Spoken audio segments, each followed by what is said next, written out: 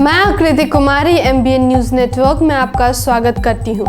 भारत की स्थिति कितनी चिंतनीय और दयनीय है, ये बात अब दूसरे देश के नागरिकों को भारत भ्रमण पर दिए जा रहे चेतावनी से समझा जा सकता है। और यही नहीं बल्कि अपने देश के नागरिकों को भारत की यात्रा को लेकर आगाह भी कर रहे हैं। हमेशा सत्ताधारी राजनीतिक पार्टियां और उनके लोग देश के हालातों को भारत और भारत के बाहर छुपाते रहे हैं, पर कहते हैं ना, सच्चाई कभी छुपती नहीं और एक न एक दिन वो दुनिया के सामने जरूर आती है। यौन उत्पीड़न भारत में एक महत्वपूर्ण समस्या बनकर उभरी है।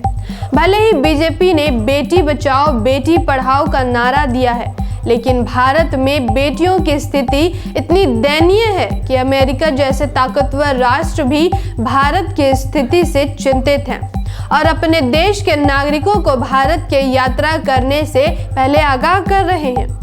अमेरिका ने भारत और पाकिस्तान की यात्रा को लेकर अपने नागरिकों को सतर्क किया है।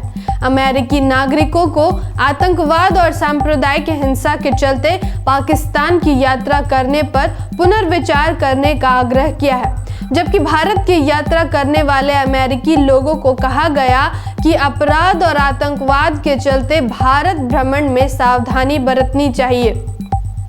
बेटी बचाओ बेटी पढ़ाओ जैसे नारे देने वाले इस देश के बारे में अमेरिका अपने नागरिकों से क्या कहता है, जरा गौर से सुनिएगा।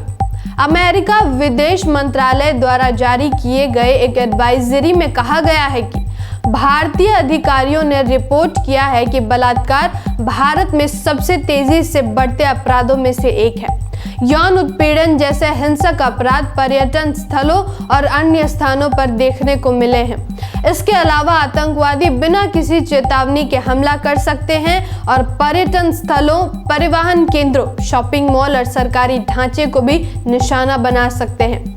अमेरिकी विदेश मंत्रालय ने बीते 15 नवंबर को भारत के लिए एक परामर्श जारी करते हुए अमेरिकी नागरिकों से आतंकवादी खतरों तथा नागरिक असंतोष के चलते जम्मू कश्मीर और सशस्त्र संघर्ष की आशंका के कारण भारत पाकिस्तान सीमा के 10 किलोमीटर के दायरे में यात्रा न करने का आग्रह किया है।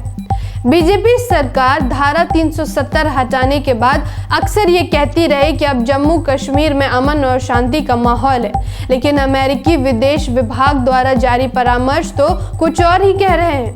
अब आइए उन राज्यों को भी देख लेते हैं जिसके वजह से हमारे देश का नाम इतना मशहूर हुआ है यौन शोषण के मामले में। NCRB 2020 के रिपोर्ट के अनुसार यौन शोषण के मामले में राजस्थान पहले नंबर पर है, जबकि दूसरे नंबर पर उत्तर प्रदेश है।